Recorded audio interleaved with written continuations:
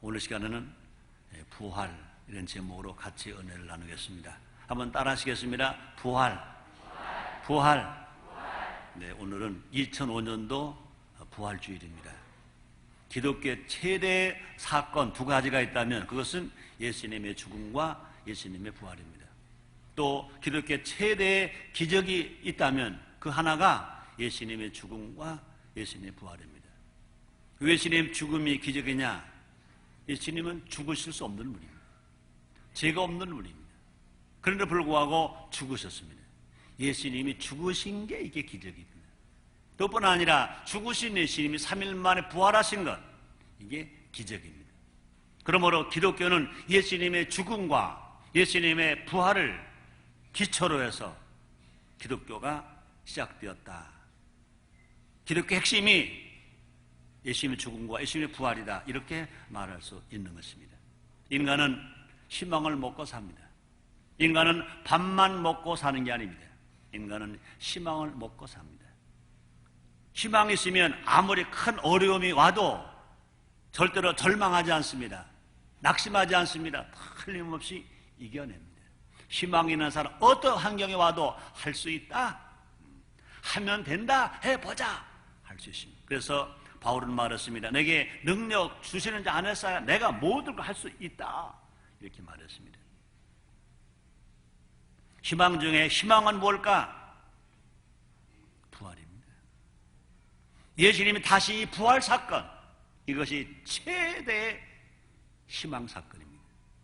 예수님의 부활은 죽음을 이긴 승리입니다. 예수님의 부활은 사탄을 이긴 능력입니다. 예수님의 부활은 영생을 약속하는 보증입니다. 예수님의 부활은 재림과 천국의 약속입니다. 예수님이 부활하지 아니하셨다면 재림과 천국은 약속될 수가 없습니다. 이루어질 수가 없습니다. 우리에게 부활의 희망이 있기 때문에 기독교는 생명이 있습니다. 기독교는 종교 그 이상입니다. 구원이요, 기독교는 생명인 것입니다. 또 부활의 영광이 있기에 기독교인에게는 산 소망이 있습니다. 베드로전서 1장 3절 하반절에서 사도 베드로가 이렇게 말했습니다. 예수 그리스도의 죽은 자 가운데서 부활하심으로 말미암아 우리를 거듭나게 하사 산 소망 있게 하시며, 그렇습니다. 초대교회 성도는 이 부활의 희망으로 충만했었습니다. 부활에 대한 믿음이 있었기 때문에 초대교회 성도들은 죽음도 절대로 두려워하지 않았습니다.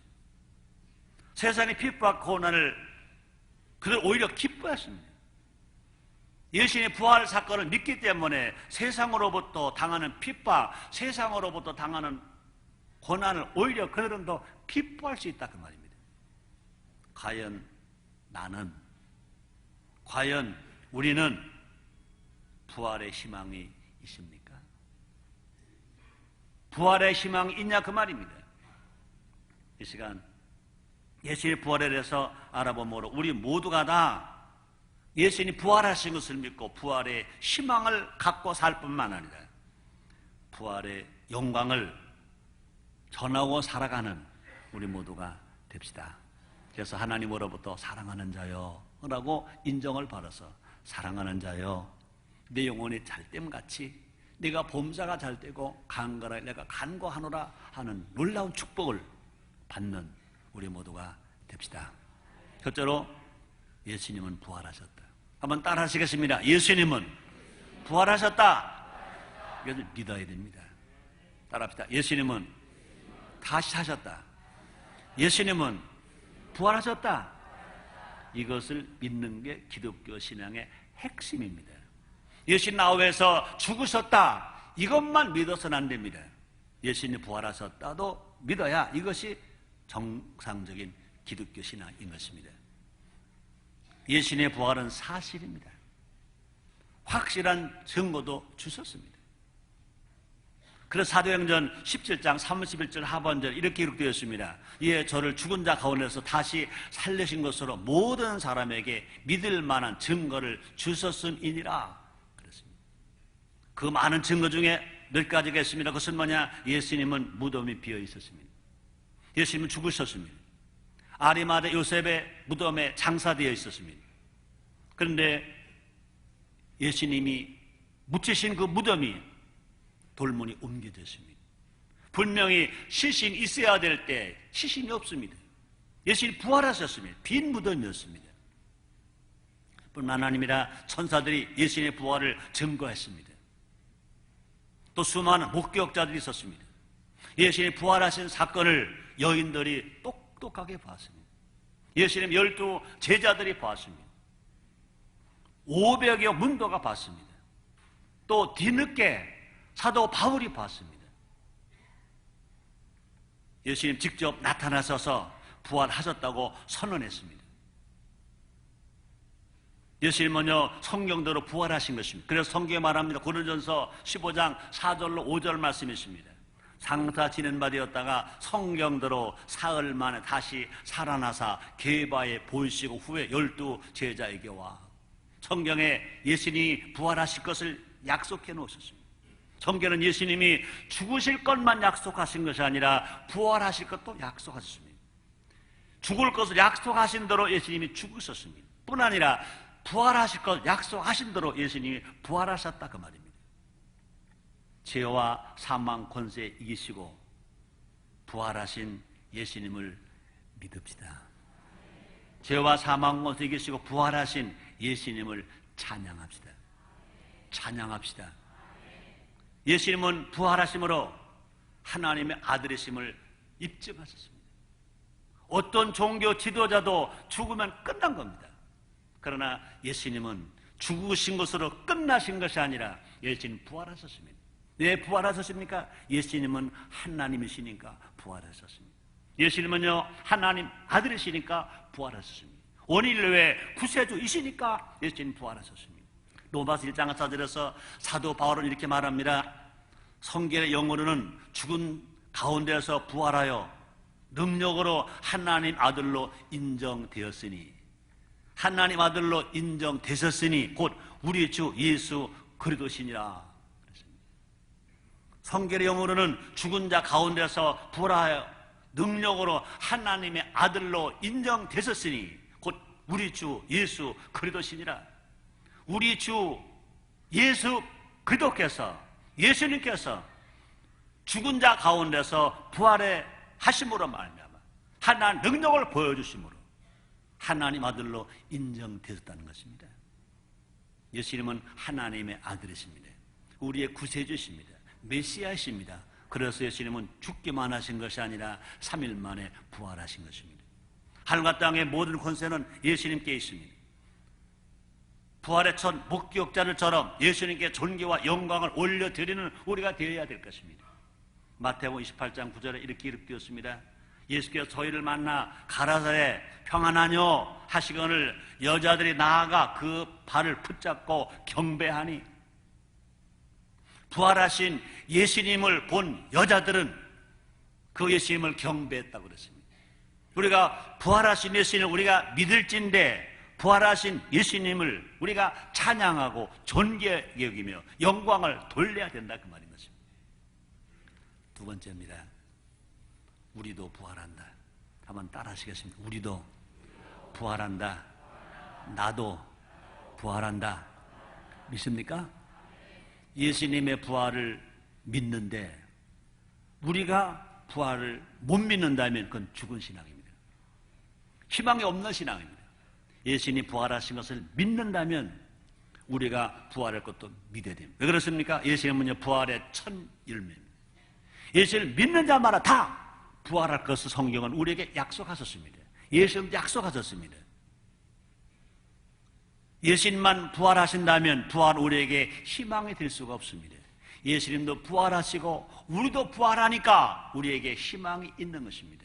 예수님도 부활하시고 우리도 부활하니까 기독교 신앙이 희망의 신앙입니다. 소망의 신앙인 것입니다.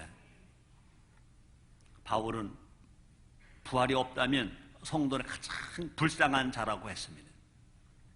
고린도전서 15장 19절 말씀이 있습니다. 만일 그도 안에서 우리 바라는 것이 다만 이생뿐이면 모든 사람 가운데 우리가 더욱 불쌍한 자니라.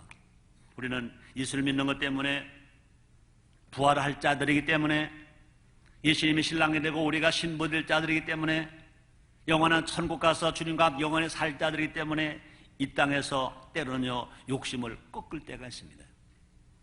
먹고 싶지만 안 먹을 때가 있습니다. 마시고 싶지만 안 마실 때가 있습니다. 가고 싶지만 안 갈 때가 있습니다. 만나고 싶지만 안 만날 때가 있습니다. 왜? 하나님의 아들로 살려니까. 부활하신 주님을 모시고 예수님의 신부로 살려니까. 근데 만약에 우리에게 부활이 없다면 이것보다 불쌍한 사람이 없다는 것입니다. 예수님의 부활이 희망인 것은 우리도 부활하기 때문이다, 그 말인 것입니다. 다시 한번 따라합니다. 예수님이 부활하신 것처럼 우리도 부활한다. 아멘입니까? 그래서 요한복음 11장 25절 26절입니다. 예수께서 가라사대 나는 부활이요 생명이니 나를 믿는 자는 죽어도 살겠고 무릇 살아서 나를 믿는 자는 영원히 죽지 아니하리니 이것을 내가 믿느냐 그랬습니다. 예수님이 하신 말씀입니다. 믿습니까? 믿습니까? 그렇습니다. 예수님이 부활하신 것처럼 우리도 부활한다. 이것을 믿기 때문에 우리에게 희망이 있다. 우리에게 소망이 있다. 이런 믿음으로 살기 때문에 어떤 역경困난이 오더라도 할 수 있다. 하면 된다. 해보자 하고 살아가는 것입니다. 세상 사람은 심판받기 위해서 부활하지만 구원받은 성도는, 예수 믿고 구원받은 성도는 생명의 부활에 참여하게 되는 것입니다. 성경이 이렇게 말합니다. 요한복음 5장 29절입니다. 선한 일을 행한 자는 생명의 부활로, 이 악한 일을 행한 자는 심판의 부활로 나으리라. 영원한 부활뿐만 아니라 지금 삶의 현장에도 부활 사건은 일어나고 있는 것입니다. 왜 그렇습니까? 우리 예수님은요 어제나 오늘이나 영원토록 동일하십니다. 실패한 베드로는 부활의 진을 만나자 회복되었습니다. 잃어버린 신앙이 회복되었습니다. 슬퍼하던 여인들은 부활의 소식으로 말미암아 슬픔이 물러가고 기쁨이 넘치는 기쁜 소식을 들었습니다. 기쁨을 누리며 살 수 있었습니다. 의심 많은 도마는 부활의 진을 만나자 믿음이 다시 회복되었습니다. 믿음의 사람으로 부활되었습니다. 낙심한 제자들은 부활의 주님을 만나자 가슴이 뜨거워졌습니다. 잃어버린 신앙이 회복되었습니다. 누가복음 24장 32절에서 이렇게 말합니다. 저희가 서로 말하되 길에서 우리에게 말씀하시고 우리에게 성경을 풀어주실 때 우리 속에서 마음이 뜨겁지 아니하더냐. 예수님이 잡히신 모습을 보고 예수님이 십자가에 못 박혀 죽는 모습을 보고 제자들은요 엠마오로 가고 있었습니다. 신앙을 잃어버렸습니다. 그러나 부활의 주님을 만났습니다. 부활하신 주님이 그들에게 성경 말씀을 풀어주었습니다. 가슴이 뜨거워졌습니다. 신앙이 회복된 것입니다. 그러므로 사랑 여러분들이요, 부활주일 예배를 드리면서 혹이라도 여러분의 신앙이 식었습니까? 혹이라도 내려갔습니까? 신앙이 회복되는 역사가 일어나게 되시기를 제모로 축원합니다. 믿음 충만하시기를 제모로 축원합니다. 뿐만이 아닙니다. 예수 믿는 사람들 잡아서 핍박하던 바울이 부활의 주님 만나자마자 전도자 바울로 부활된 것입니다. 변화된 것입니다. 사랑하는 성도 여러분들이요, 부활의 주님을 만납시다. 각자 삶의 현장에 부활의 주님을 영접하십시다. 좋은 일이 막 일어납니다. 무덤과 같은 삶이 행복한 삶으로, 영광의 삶으로, 축복의 삶으로 변화될 것인 것입니다. 세 번째입니다. 우리도 부활의 증인이 되자. 한번 따라 하시겠습니다. 우리도 부활의 증인이 되자. 나도 부활의 증인이 되자. 그렇습니다. 예수님의 부활은 인류 역사의 최대 특종입니다. 이것보다 더 놀라운 사건이 없습니다. 이것보다 더 큰 기적은 없습니다. 이것보다 더 큰 기쁜 소식도 없습니다. 초대교회의 제자들은 스스로를 부활의 중심으로 인식했습니다. 사도행전 2장 32절입니다. 이 예수를 하나님의 살리신지라 우리가 다 이 일의 증인이로다. 사랑 성도 여러분들이요, 21세기를 사랑하는 성도 여러분들이요, 나나 여러분들 다 예수님의 부활을 증거하는 증인이 됩시다. 따라합시다. 나도 예수님의 부활을 증거하는, 전하는 증인입니다. 아멘. 그렇습니다. 바울은 이 위대한 소식을 전하기 위해서 생명도 바칠 수 있다고 그랬습니다. 사도행전 20장 24절 말씀이십니다.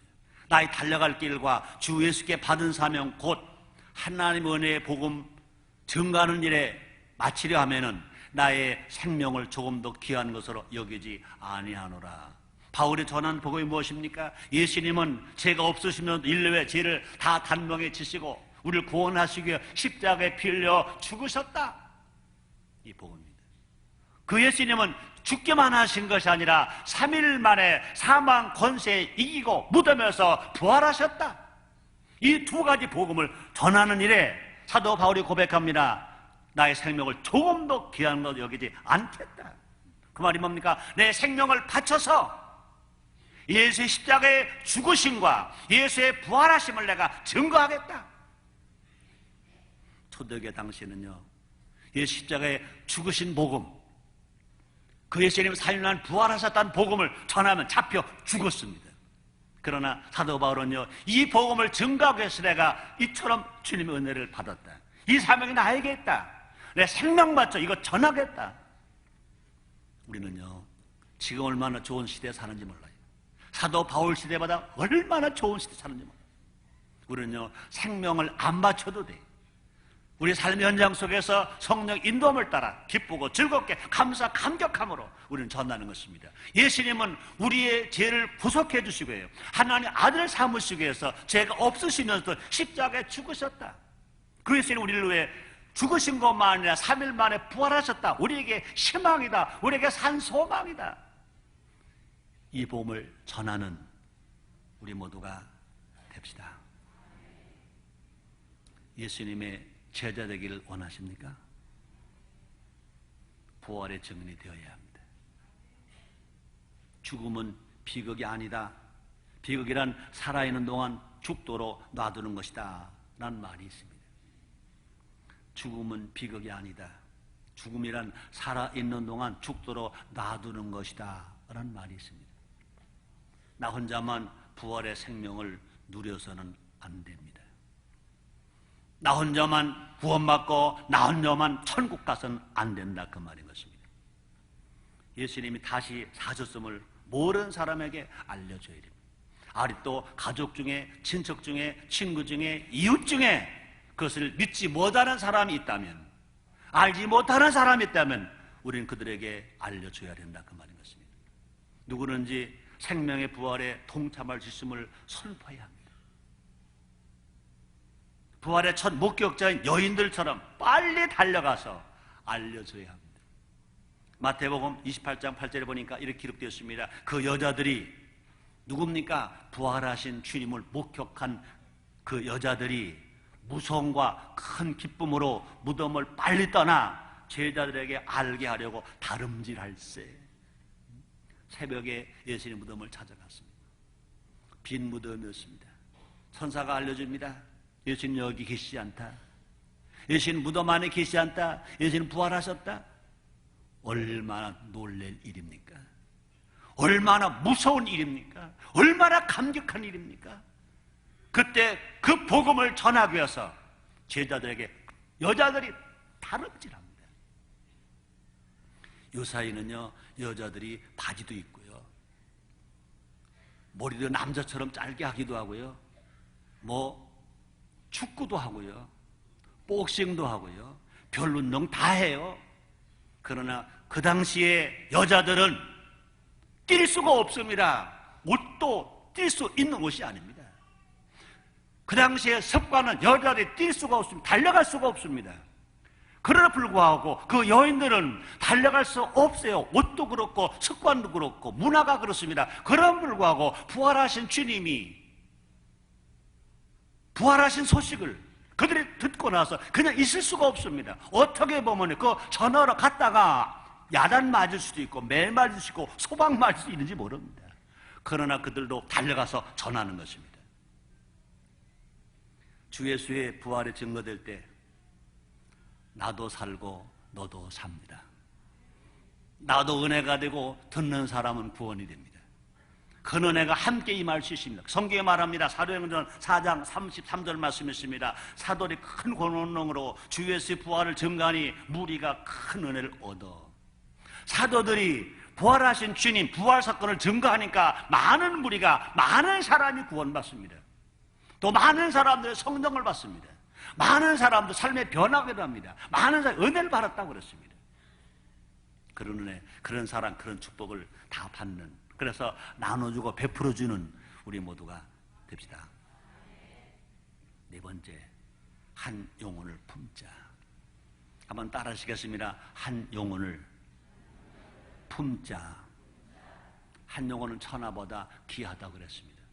우리가 전도할 때 입술로만 전도하는 게 아니라, 말로만 전도하는 것이 아니라 한 영, 사랑한 마음으로 가슴에 품자. 가슴에 품자. 예수님은 우리를 위해서 부활하셨습니다. 로마서 4장 25절입니다. 예수는 우리 범죄함을 위하여 내어짐이 되고 또한 우리를 의롭다 하심을 위하여 살아나셨느니라. 우리 예수님은요, 우리 위해 죽으시고 우리 위해 살아나셨다는 겁니다. 한 영혼이라도 더 사는 것이 부활하신 예수님의 소원입니다. 한 영혼이라도 구원받는 것이 부활하신 예수님의 큰 다른 소원입니다.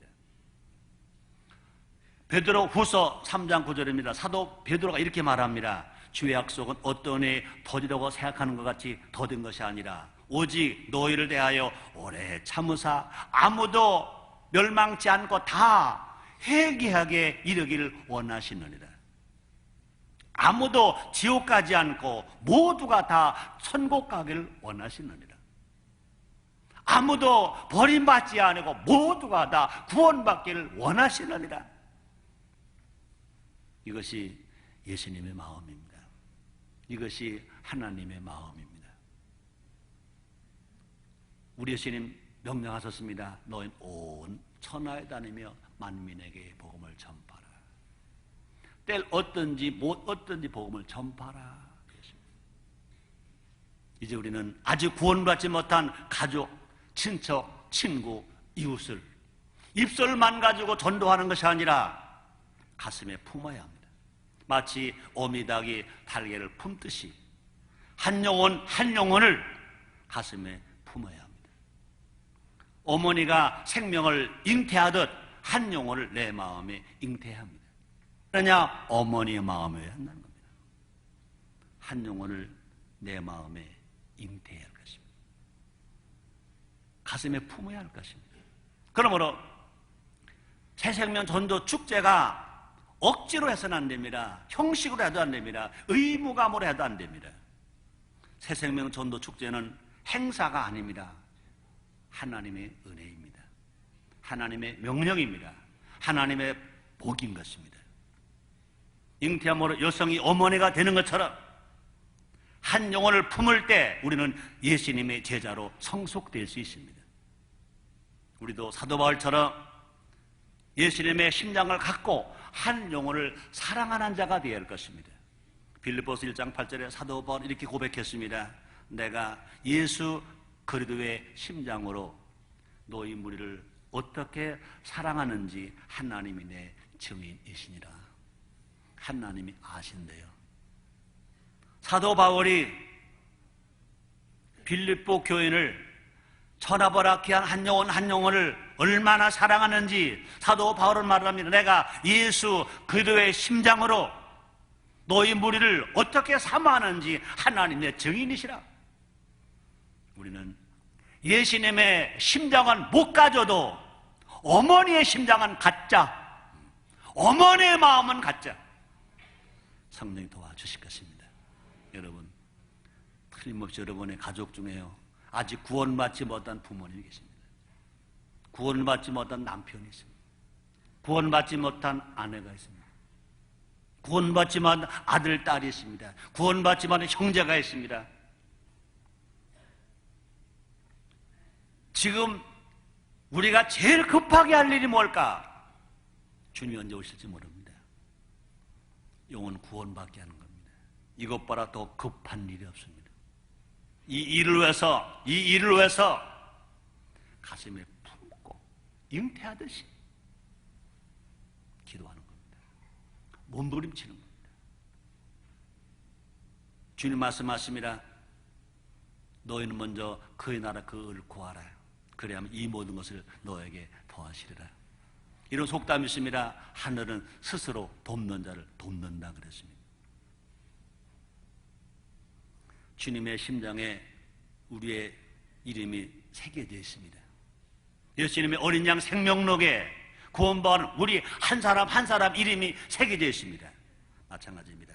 우리의 심장에, 먼저 구원받은 남편의 심장에, 먼저 구원받은 아내의 심장에, 먼저 구원받은 부모님의 심장에, 먼저 구원받은 자녀의 심장에, 먼저 구원받은 형제의 심장에 구원받아야 할 가족의 영혼의 이름을 새기자. 구원받아야 할 남편의 이름을 새기자. 구원받아야 할 아내의 이름을 새기자. 구원받아야 할 부모님의 이름을 새기자. 구원받아야 할 아들, 딸, 형제의 이름을 새기자. 우리가 한 영혼을 위해서 순교한 마음으로 각오할 때 수많은 영혼이 구원받게 될 것입니다. 가슴에 품고 몸부림칠 때, 가슴에 품고 기도할 때 성령의 도우심이 있게 될 것입니다. 요한복음 12장 24절 말씀이십니다. 내가 진실로 너에게 이르노니 한 알의 밀이 땅에 떨어져 죽지 아니하면 한 알 그대로 있고 죽으면 많은 열매를 맺느니라. 결론 내겠습니다. 예수님은 다시 사셨습니다. 부활은 새 생명입니다. 부활은 새 희망입니다. 예수님은 부활하심으로 새 생명과 새 희망을 온 백성에게 주셨습니다. 온 인류에게 주셨습니다. 누구든지 믿으면 구원받습니다. 누구든지 믿으면 부활합니다. 누구든지 믿으면 새롭게 변화되고 새로운 축복을 누리며 살아갈 수 있습니다. 우리 이제 다 함대하게 선포해야 합니다. 고린도전서 15장 55절에서 바울은 이렇게 선포합니다. 사망아, 너희 이기는 것이 어디 있느냐? 사망아, 너희 쏘는 것이 어디 있느냐? 그 말이 뭡니까? 사망아, 나는 너를 두려워하지 않는다. 사망이 나를 무너지게 할 수 없다. 넘어지게 할 수 없다. 나를 잘못된 길로 끌고 갈 수가 없다. 나는 너에게 속지 않는다. 나는 부활한다. 예수님이 부활하신 것처럼 나도 부활한다. 사망이 두렵지 않다. 사망이 무섭지 않다. 사망아, 너 이기는 것이 어디 있느냐? 사망아, 너희 쏘는 것이 어디 있느냐? 외쳤습니다. 그 무엇도 우리를 넘어뜨릴 수가 없습니다. 왜요?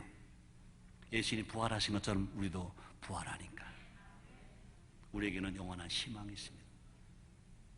우리에게는 분명한 진정한 승리가 있습니다. 틀림없이 우리는 넘치는 축복이 있어요. 왜? 예수님이 부활하시기 때문에. 그러면 당당하게 예수님의 부활을 선포해야 됩니다. 예수님의 부활을 찬양해야 됩니다. 예수님의 부활의 정인이 되어야 됩니다. 주님 다시 사셨습니다. 그 주님이 이제 곧 다시 오십니다. 기도하겠습니다. 하나님 감사합니다. 하나님 감사합니다. 2005년 부활주의를 맞이해서 하나님 앞에 예배드리게 하시고 주신 말씀으로 우리에게 희망을 주시니 감사합니다. 예수님 부활하신 것처럼 우리도 부활한다는 신앙으로 끝까지 이기며 살게 하시고 이 부활의 깊은 소식을 아직도 모르고 있는 가족, 친척, 친구, 이웃들에게 또 민족들에게 세계에게 전하는 우리가 되게 해 주옵소서. 우리가 함께 이 땅에서 천국 생활하다가 함께 저 천국 가게 해 주옵소서. 예수님의 이름으로 기도드리옵나이다. 아멘.